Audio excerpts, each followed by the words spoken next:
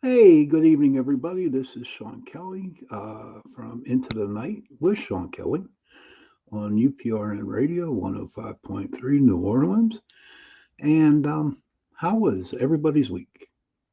Uh, Mine was a little better. There's still some stuff that I'm dealing with, but, being like I told you last week, that um, I'm usually I'm a meat cutter for Shop and Save here in Pittsburgh, Pennsylvania, and this is our busy time of the year. We just got over weighing up turkeys and entering all kind of Thanksgiving dinner, you know, recipes and stuff that we do, and now we're in about a week we're going to start working on hams, you know, and the traditional, a lot of people buy hams for Christmas. And there are some people that buy turkeys too. Okay. So it's just a nonstop, and I've been working a lot at work, and it's just too much, and I'm tired, you know. So as you can tell, I still got the Santa Claus look here, you know. I'm really debating about wondering if I should just keep it until the 26th or should I shave it off sooner. But I'm keeping this part here. This part here, I'm keeping that. So if you're there listening to my show, if you want to drop a comment, give me an idea of what you want. I found out, a couple days ago that my truck is built. Yes, my Ford Maverick is built, and it's in transit. And I do believe they did it in Mexico. I think that's what the car dealer said. I'm not sure. But you know what? I'm really looking forward to it. So that's just like, that's some bright spots, that kind of like is making my December go by a little bit more happier, you know, you know what I mean? And I'm really looking forward to it. And I can guarantee it when it comes. I am going to show pictures on here, and uh, I might even, give you a little tour on the inside of the truck. Believe it or not, this was my first truck ever. I had Fords. I love Ford. I won't go nowhere else. So all you Chevy dealers or all you Ford haters out there, you know, I love my Fords. I'm sure, some of my buddies out there who have, Ford trucks or Chevy trucks, they're just going to make some smart remark, and that's okay. You know, I like what I'm getting. But to get on with the show, um, I was thinking, of a topic, what to come up with. And I will tell you that all my shows for the month of December are going to be dealt with Christmas situations, and um, meanings of Christmas, and what are the meanings for. Are there like meanings behind the Christmas carols that we hear on the radio or in the supermarket? I will tell you this, okay, that I am at work. I have to listen to Christmas music 24/7. You know, when I'm at work, it always starts on the 26th of November, or whenever the Friday right after Thanksgiving is when they start playing Christmas music. And what's really crazy about this year is that they must have like different tapes or something like that, because I'm not hearing like the original, so called basic Christmas songs, rocking around a Christmas tree, or, First Noel, or, Oh Christmas Tree, or 12 Days of Christmas, stuff like that. And they're all new, different songs. And what's really crazy is, all right, so I like Carey. Yeah, I do. And All I Want for Christmas Is You. And so there's a guy at work that I work with, and he just gets so embarrassed whenever we tell him we start playing that song, because Another worker of mine, what he'll do, what he'll do is without, no warning at all, he'll start playing that song, and this dude gets bright red, man, bright red, and he flips the bird and all that kind of good stuff. But you know what? It's all in fun, you know, because where you work at, right? Where I work at, you gotta have fun, especially in the month of November and December. You need to, you know. You go out, and it's not so much cutting meat, okay? It's also dealing with customers, okay, and answering their questions, and trying to give them some ideas for their Christmas dinner with their families. What's kind of sad though, due to the situation that has been occurring for the last couple years, a lot of people aren't visiting families and during Christmas, and it's just like man, it's really depressing because there's a lot of people out there that I know who buy a lot of food because they have big families, and they're not buying a lot of food this year.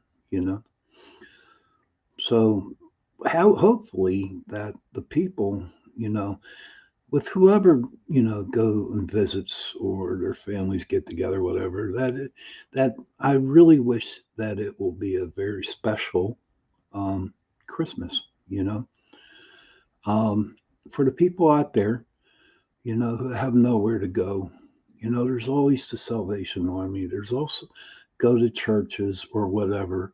No one should not be alone on Christmas Day or Christmas Eve. Should not be.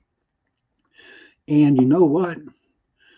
I will tell you something. As you know, all right, as you know, I'm a recovering alcoholic.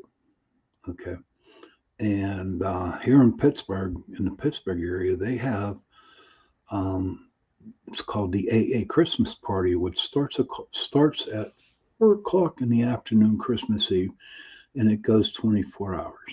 Right, and there's always somebody down there, and I want to share this story with you.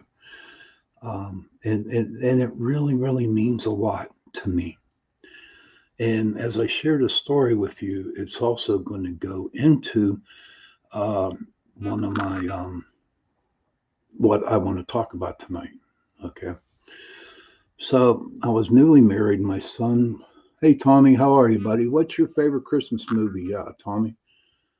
Merry Christmas to you too. Um, but with this story, I'm going to share with you. I was just recently married, and I had about 6, 7 months of sobriety in. And my wife at the time decided to take my son to Columbus, Ohio. Paul was like, what? I want to have to say 8 or 9 months because I actually got sober a month after he was born. So he's older than me. He don't like it when I tell him that he's older than me. But you know what? So she took him down, and also I had to work on Christmas Day. And so I was at the party, and I was feeling bummed out. All my friends were down there from AA. And what happened was it was getting close to midnight, right? And so I kind of like left the party, a little depressed, not too much. And so I made it home about 11:30,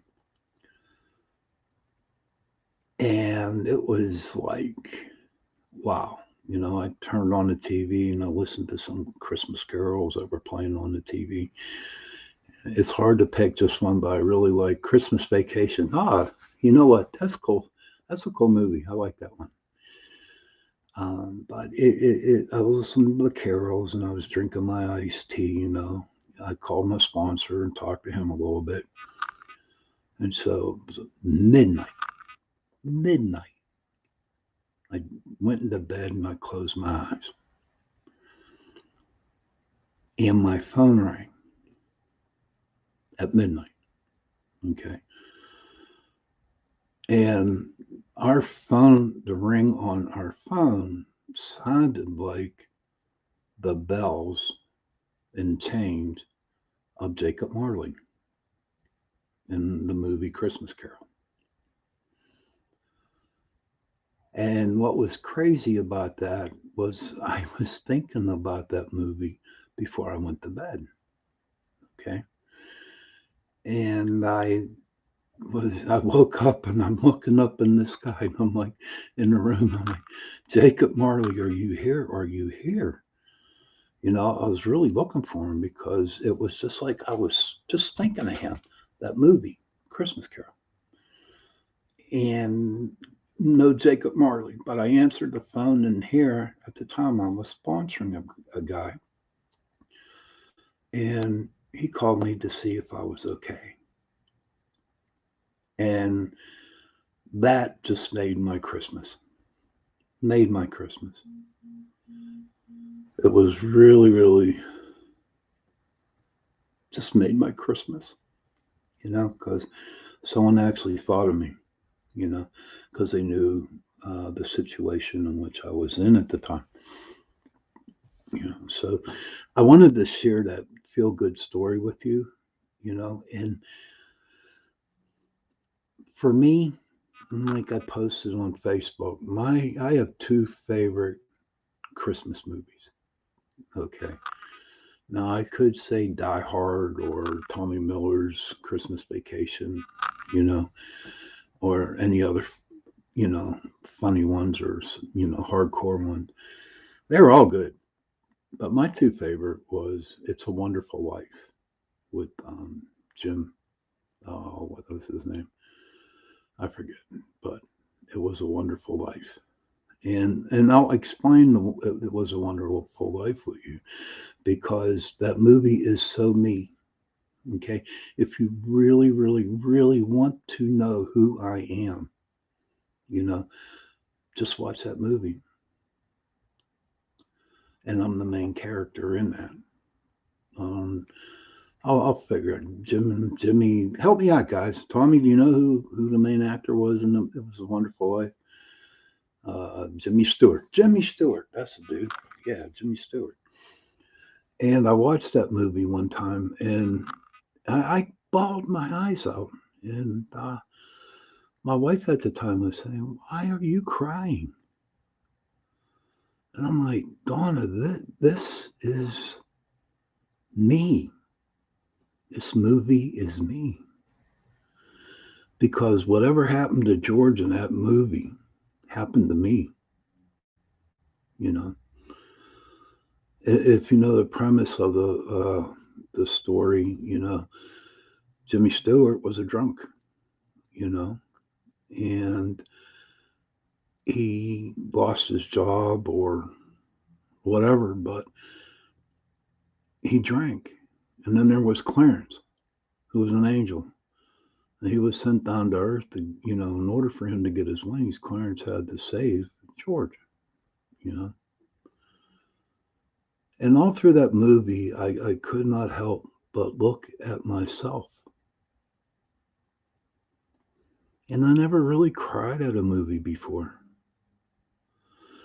And I've watched that movie and I watched that movie. I watched that movie. And it was just like, it just got to the point where I couldn't watch that movie no more.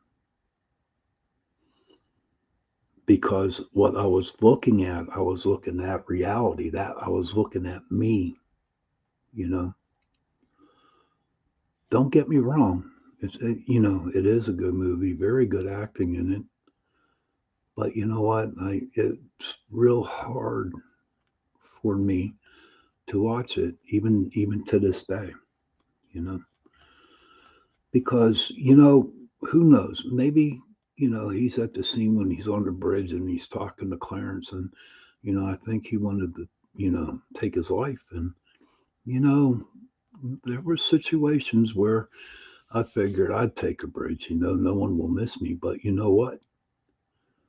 Since I'm being honest and open with you on my show, yeah, there were times I wanted to. But, uh, but Clarence, Jimmy Stewart, thanks, Brian. Appreciate it. Hey, cuz, Merry Christmas to you. Give your mom and dad a big hug and a kiss, all right? Mom says hello to y'all.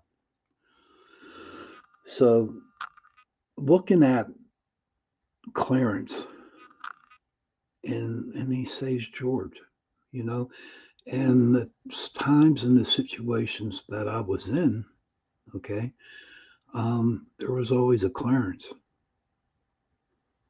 Someone was there to save my life. And all they did was just sit down and they talked. They talked to me, you know. Also, there was some like really divine intervention going on, but I believe that I call those people my angels, you know. A lot of people have a hard time, understanding or believing that there are angels. And I can respect that, you know, but being in the business for so long, and dealing with so many miracles, dealing with so many heartbreaks and stuff like that, I truly, truly believe that there are angels out there in human form. Okay.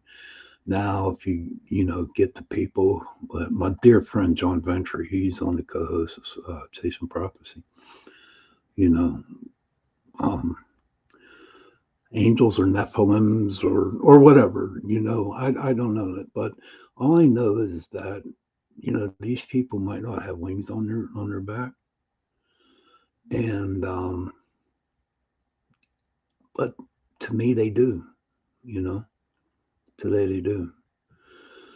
And the best part of the movie was the ending of the movie of It's a Wonderful Life. Um, they're standing by the Christmas tree and they're singing carols, and the business got back up and everything was, hunky dory. And then you hear that little bell ring. And I think the saying goes like, whenever you hear a bell ring, an angel gets his wings. And when they heard that ring on the tree, then they knew that Clarence got his wings. So hopefully, there are people out there today that they might not know it. They really don't. They don't know it, but they are angels, in human form to help people, especially in this month of December, you know. Excuse me. Um, so if you really want to know who I was, watch the movie It's a Wonderful Life and follow Jimmy Stewart's character in the movie. And then you'll know who I am or was. Maybe I still am. I'm not sure. I don't know. But we'll see what happens tomorrow because I'm not guaranteed, if I'll be here tomorrow or not. I know after this show I am going to go to bed because I'm tired. That I do know. But there was a time where I wasn't going to go to bed. But enough of the sad stuff here for that movie. We got another sad movie to come up and talk about a little bit. My second favorite was A Christmas Carol by Charles Dickens. Okay. And like I shared with you, my little story I shared at the beginning of my show, Jacob Marley came and visited Scrooge, Scrooge was a miser. Okay. He was mean. All he cared about was money. He didn't care about people. All he cared about was himself and his money. And so Jacob Marley came to Scrooge and, told him straight out, was like, Scrooge, listen, you got to get your life together. You got to start liking people. Now, that's not quote from the movie or whatever, but that's how I related to it. You like the Grinch? Yeah, the Grinch is cool. Hey, you guys have seen that the Grinch on TikTok? He's pretty cool. I like him. But so Jacob Marley goes to Scrooge and says, you know what? Get your life in gear. Straighten it out because you don't want to end up like me. the balls and the chains and the rattling, and he's stuck on earth for the rest of his life because he wasn't a good man. Jacob Marley wasn't a good man. And so Scrooge go, humbug, humbug, Jacob, humbug. That's all you heard was humbug. And then Marley said that that Scrooge was going to be visited by three ghosts, and that was the ghost of the Christmas past, the Christmas now, and the Christmas future. Okay, and of course Ebenezer, being Ebenezer, didn't really, care. You know, um, he said, just go away, Jacob. I can't deal with you. Let me go to bed. Let me go to bed here. And so the first ghost appears, and that was the ghost of Christmas past.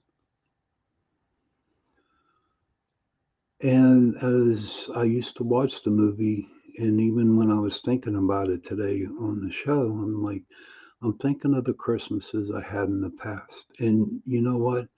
Growing up as a kid, they were great. You know, um, I mean, we didn't have that much money.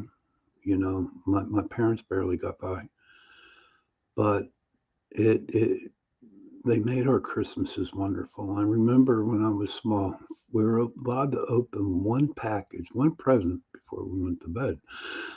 And that present was always new pajamas. I don't know if anybody else out there had them, got new pajamas the night before Christmas on Christmas Eve. Well, we did.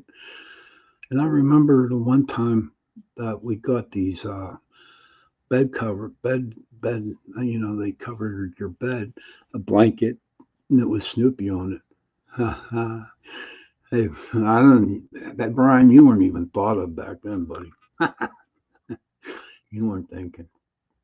But we'd go over Grandpa's on Christmas morning, and I remember he'd be sitting in his chair, smoking his cigar and handing out silver dollars. All my cousins would be over there. It was great. But my Christmases were good when I was a child. You know, there was a lot of love in it, even though I didn't hear it from, my mom or my dad. But I could just sense it was with the presence there. So my mom's lucky because my mom was born on Christmas Day. I won't give the year; she'll get mad at me. Okay. And what they used to do on December 24th when we went to bed, my dad would put the tree up Christmas Eve afternoon, and that night when we went to bed, they had a party, a Christmas party for my mom, and everybody would come over to the house, and they would be like decorating the tree. They would have food. They'd have lots of fun. But I was like hot like a light because I was young and I was tired. I was hoping Santa Claus would, get there soon. But they had fun, and it was great, because I heard the stories after a while. As the years went by, I heard the stories at the type of parties or who was there or what did they have to eat, what did they drink. I remember at the time, I don't know if anybody remembers them, called whiskey sours. I mean, that was the drink back then in what, the 60s? Whiskey sours. I don't even know if they do them anymore. I hear there's this drink called White Claw. So, everybody makes fun of it. I'm not sure what it is, but um, back then it was whiskey sours. And I remember when I would wake up in the morning, um, Dad worked at the press, so he had to, work Christmas morning, so we really didn't get, he would come in from work and we would open up our presents and he would go to bed and then, well, we'd go over and see Grandpa. And then, and my dad would have to work Christmas night. So what we did was let my dad sleep, and we got dressed, went to church, and then we went up my Aunt Barb's. We went to, it's called the Holiday House here in Pittsburgh. It's up in Monroeville. And we used to have dinner, me, my brother, and my mom. We used to go out to dinner and then go visit my Aunt Barb and Uncle Vince and then come home. But those were good Christmases. They really were. And believe it or not, I actually would go caroling. Yeah. I was like when I went to a Catholic grade school, and in a religion class that I had to take, I volunteered to go Christmas caroling to an old folks home. And and we did that, and that was fun. You know, I didn't do it around the around the neighborhood because people would think I was nuts. But back then it was nice. And you know what else I do remember about the Christmases when I was growing up was the old lights that they used to put out. The old Santa Claus, the ones that stand up and light up, and everyone would decorate their trees, snow on the ground, and go sled riding. I had good Christmases, growing up in my past. You know, as I got older, though, I wasn't a good person, and I really didn't have good Christmases. I didn't.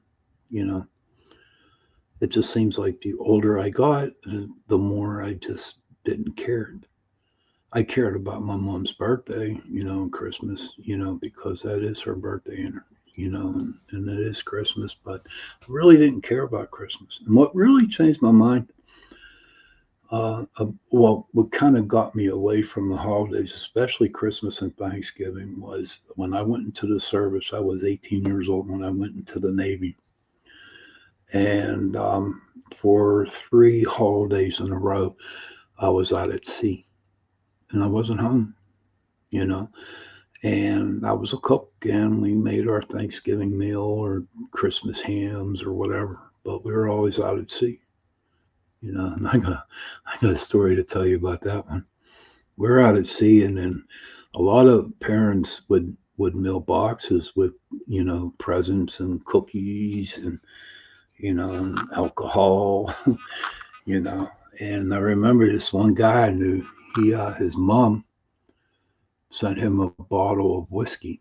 I don't know. I forget what it was, but he sent him, and he got so drunk on it that he was so drunk that he got dressed, put a life vest on, okay, and jumped off the bridge and off the ship into the water, into the ocean.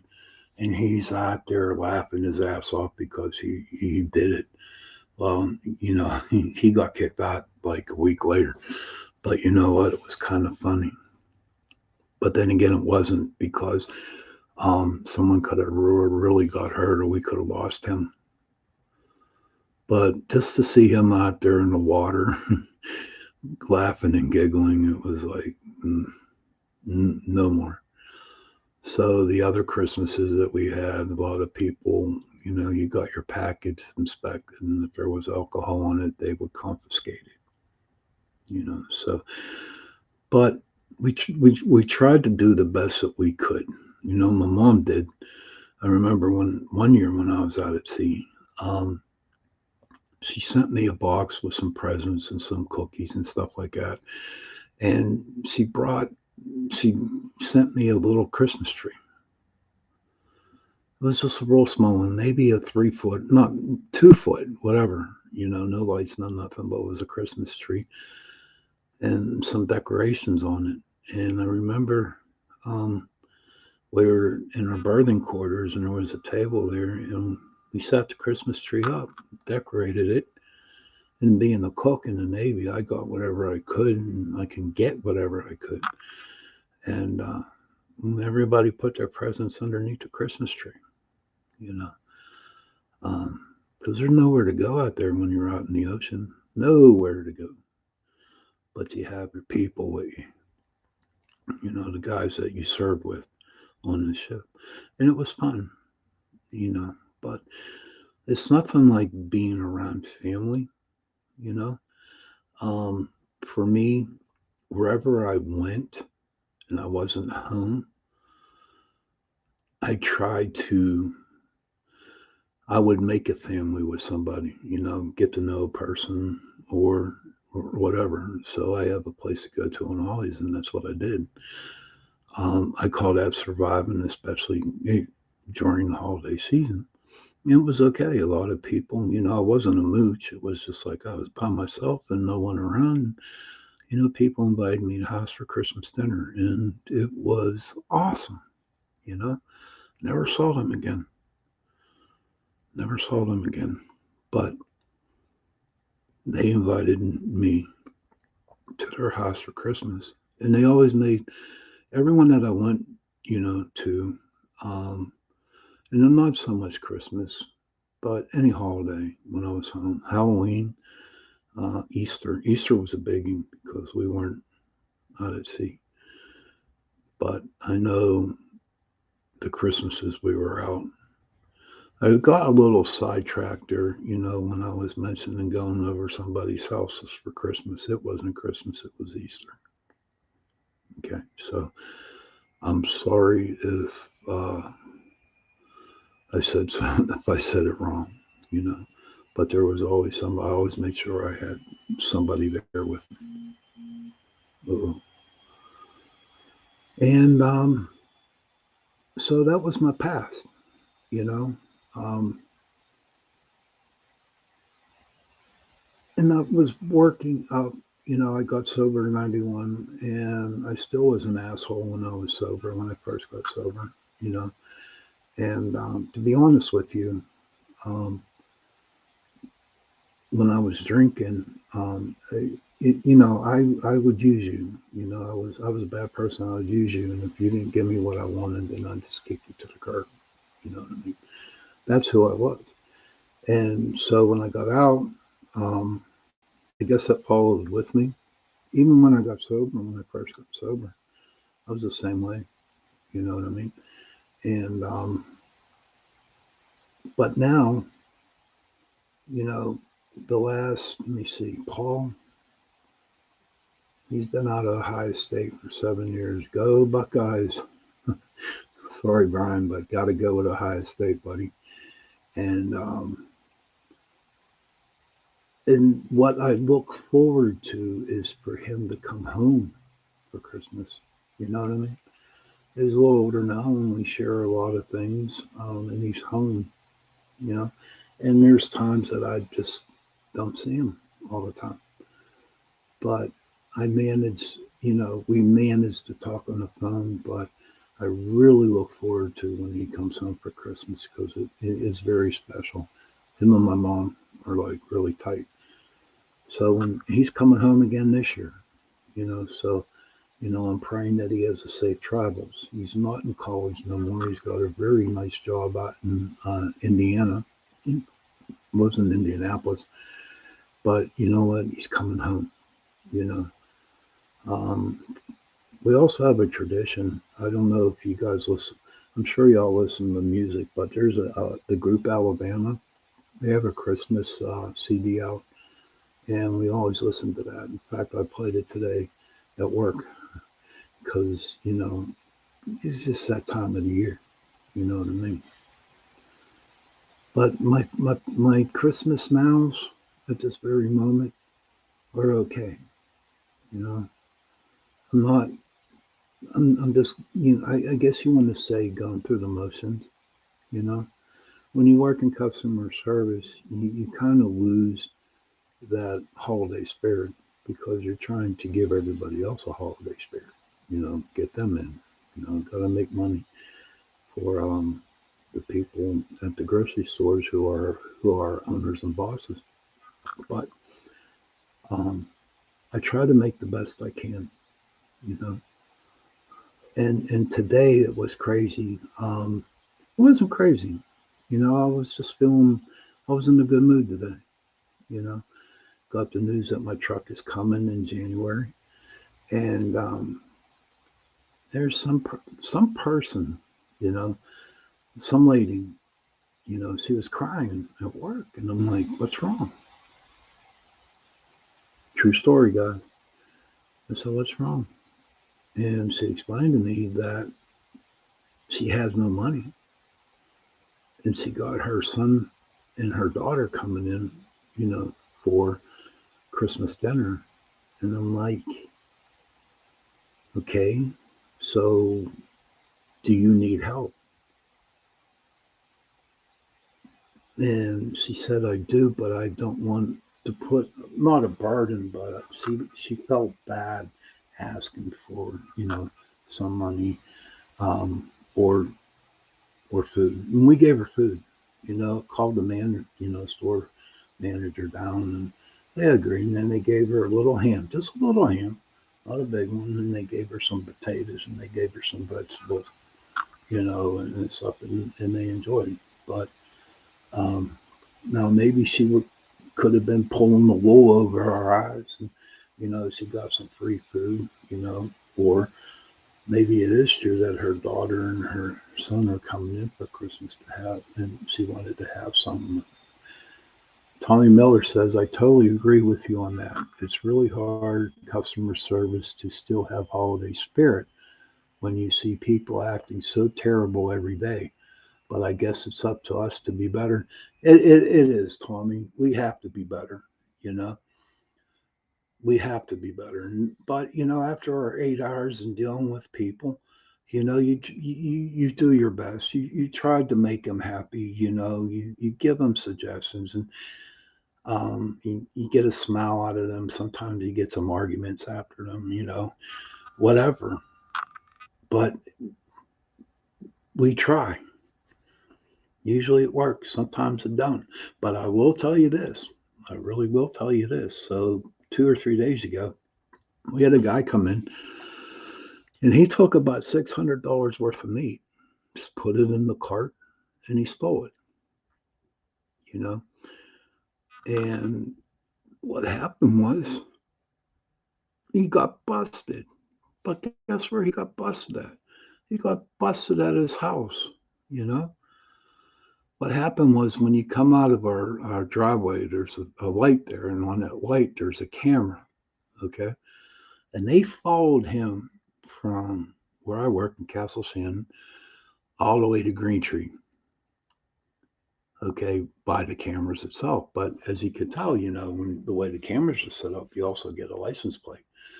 And that's how they found out. And they came up knocking on his door, and they arrested him. And it was like, wow, I never heard of that one before. And you think he's going to have a bad Christmas. He used his wife's car, and she was at work, and she did not know that he was doing that. So I was like, man. So the point I'm trying to get across here is, if you need help, okay, if you don't have food, if you all you have to do is just ask, you know, don't go out and steal it. You'll have a real bad Christmas. Absolutely. Because you're more than likely you'll be in jail, or have a little bit of record or get a citation. I mean, because they call the cops come, they put the cuffs on you, the whole 9 yards, and you just don't want it. And I know these are hard times, and I know these are troubling times for a lot of people, for many people, you know. But you know what? Do the right thing and just ask. Ask somebody. Like that lady asked me. And all I did was ask my boss, and he said, sure, go for it. And so we gave her a meal for her kids. And it's just a feel good thing, you know. All you have to do is ask. There's a lot of people that that I would catch stealing, and I'm like, I know you can't afford that. So I'll ask them. I said, do you want to go to jail, or do you want to put that back? And if you need some money, or do you need food, I'll be happy to buy you something to eat. And I do that. And the majority of the time, they just want something to eat. But there's a lot of other people out there too that steal food. and they go out and sell it in order to get drugs. So you kind of learn after a while, you know, what the person is up to. But as for my Christmas coming up, my son's coming in. Oh, Tommy says, here you go. Tommy says, I wish there were more opportunities for people to help others who are in need. When I was a baby, my parents didn't have money to have Christmas for our family, and we were on the gift tree at Kmart. I remember that gift tree. From the day I started working, I always made it a point to buy a gift on the Kmart tree for a kid in need, but they don't do that anymore. And I wonder why, Tom. You know, that's when life was great. You know that's you know that I totally agree.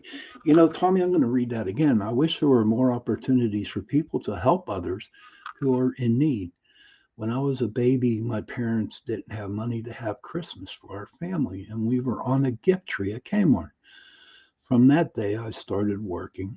I always made it a point to buy a gift on the Kmart tree for a kid in need, but they don't do that no anymore. But Tommy, may I make a suggestion that you can go um, to the Salvation Army? You can go to a church and donate something, donate food, donate some money. But here's my theory on donating money. People are asking, give a couple dollars here, a couple dollars there, and but who's really getting the money?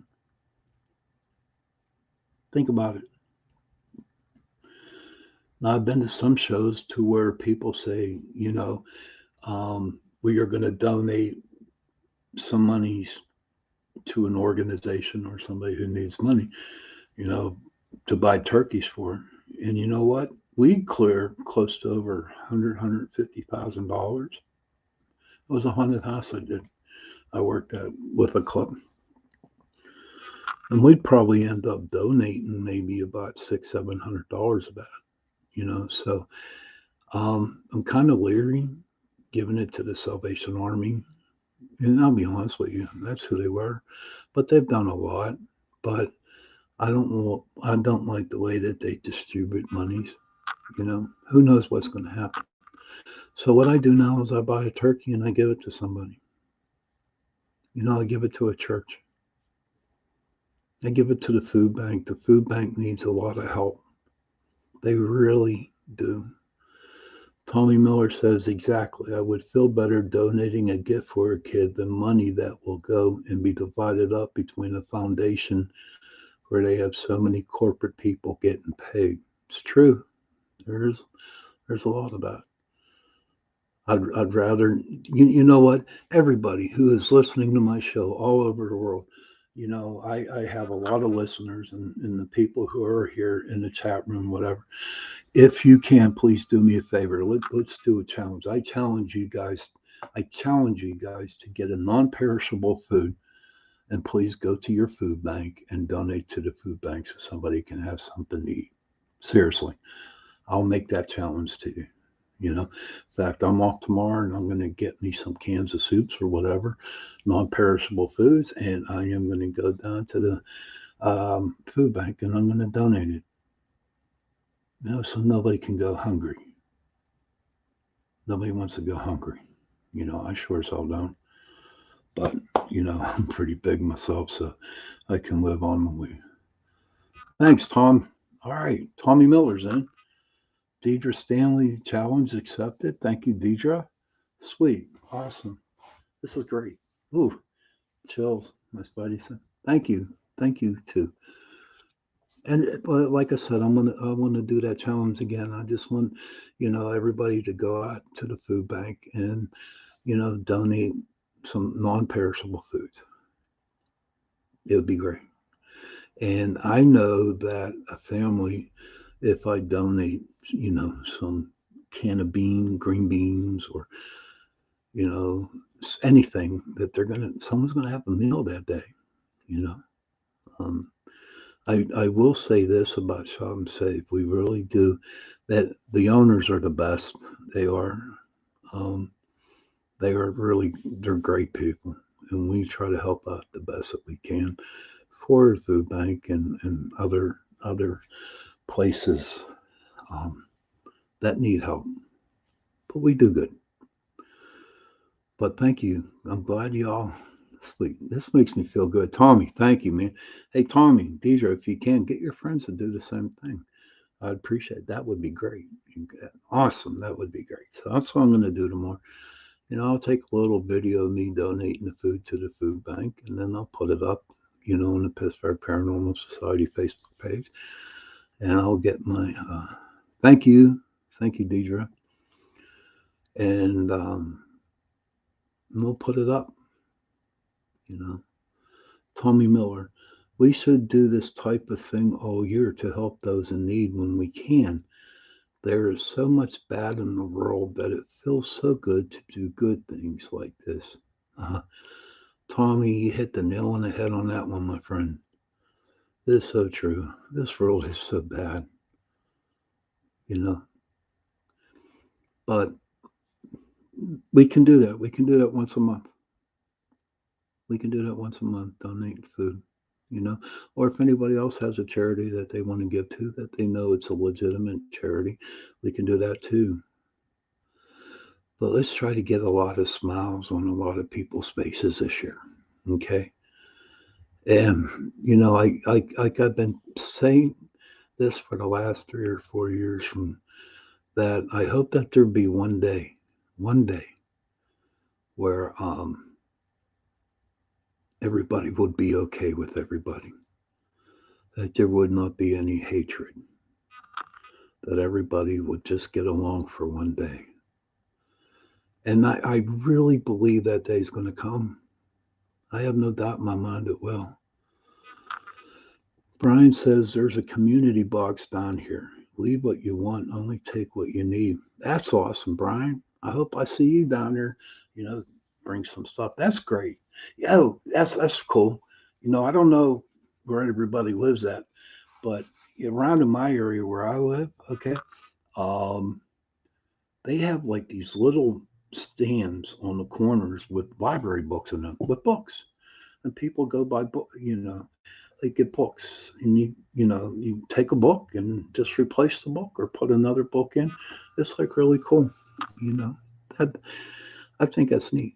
But I have ADHD, so here's the way I read a book. I'll read the first 10 pages, skip to the middle, and then finish off at the end. So that's who I am, because I kind of get the gist in between the beginning and the middle, and the middle and the end. But we got a couple more minutes here left over, and I want to tell you that all my shows for the month of December are going to be double around Christmas. Different Chris, what is the meaning of Christmas? Um, what is the history behind Christmas and stuff like that. And so I'm looking forward to that. But I just want everybody to get a can of Deidre. We have those book stands here on. Oh, really? Oh, sweet. Ain't they're great, aren't they, Deidre? Honest to Pete, aren't they great? They really are. South Carolina. My friend's in South Carolina now.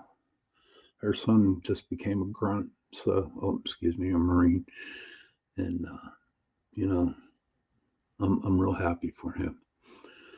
But, children, especially at this time of the world, at this time, please go to your parents and give them a hug and tell them that you love them. And parents, please go to your children, give them a hug, and tell them that you love them. Because those three words, I love you, go a long way. And on that note, I want to wish everybody good night. Thank you for joining and listening to my show. And I will see you all next week. Have a good night. Happy hunting.